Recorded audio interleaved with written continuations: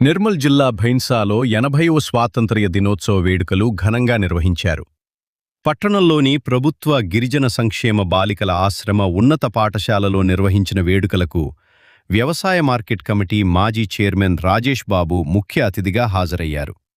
జాతీయ జెండాను ఆవిష్కరించి విద్యార్థులకు స్వాతంత్ర దినోత్సవ శుభాకాంక్షలు తెలిపారు. ఈ సందర్భంగా విద్యార్థులు ఆలపించిన దేశభక్తి గీతాలు, ప్రదర్శించిన సాంస్కృతిక కార్యక్రమాలు ఆకట్టుకున్నాయి. అనంతరం రాజేష్ బాబు తన 61వ పుట్టినరోజు సందర్భంగా 10వ తరగతిలో ప్రతిభ కనబరిచిన బాలికలకు నగదు బహుమతులు అందజేశారు. మొదటి స్థానంలో నిలిచిన జాదవ్ కాజల్కు 4000 రూపాయలు, రెండో స్థానంలో నిలిచిన రాథోడ్ రాణికి 3000 రూపాయలు, మూడో స్థానంలో నిలిచిన రాథోడ్ సలోనికి 3000 రూపాయలు చొప్పున నగదు బహుమతులు అందించారు.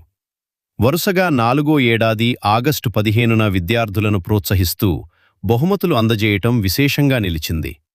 పేద కుటుంబం నుంచి వచ్చి ప్రభుత్వ పాఠశాలలో చదువుకున్న తన అనుభవంతో పేద విద్యార్థులకు అండగా నిలుస్తున్నట్లు రాజేష్ బాబు తెలిపారు.